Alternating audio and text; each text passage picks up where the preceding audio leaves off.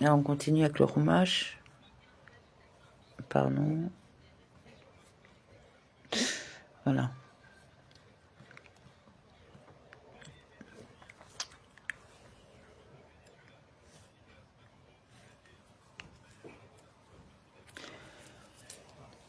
Alors, jeudi 21 Kislev, Vayeshev, chapitre 39. Joseph fut donc emmené en Égypte. Putifar, officier de Pharaon, chef des gardes égyptiens, l'acheta aux Ismaélites qui l'avaient conduit dans ce pays. Et Yosef fut descendu. Le texte revient au sujet précédent, qu'ils avaient interrompu pour rapprocher le déclin de Yehuda et la vente de Yosef, enseignant ainsi que c'est à cause de Yosef que Yehuda a été abaissé dans sa dignité.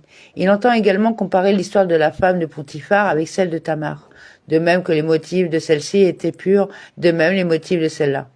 Car les astres lui avaient annoncé qu'elle allait avec Yosef donner naissance à des fils, ce qu'elle ne savait pas. Ceci ce devait être elle ou sa fille. Bereshit Rabbah 85.2, voire Rashi Infra 41.45. Le Seigneur fut avec Joseph, qui devint un homme heureux et fut admis dans la maison de son maître l'Égyptien. Son maître vit que Dieu était avec lui, qu'il faisait prospérer toutes les œuvres de ses mains, que Hachem était avec lui. Le nom de Hachem sortait fréquemment de sa bouche, Midrash Taouma 8.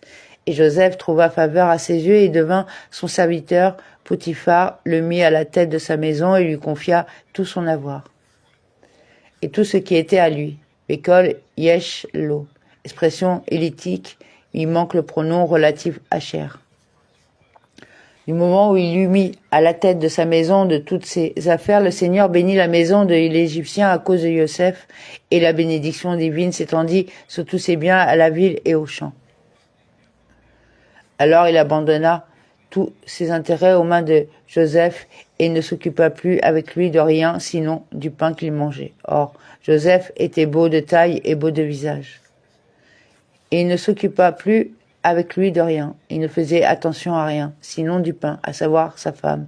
Le texte s'exprime toutefois avec délicatesse. Bereshit Rabbah 86.6. Et Joseph était beau de taille. Lorsqu'il s'est vu le maître, il s'est mis à manger, à boire et à soigner les cheveux. Le Saint béni soit-il a alors dit, ton père est en deuil et toi, tu te soignes les cheveux. Je vais lancer un ours à tes trousses. Midrash Taouma 8 et aussitôt. Amen.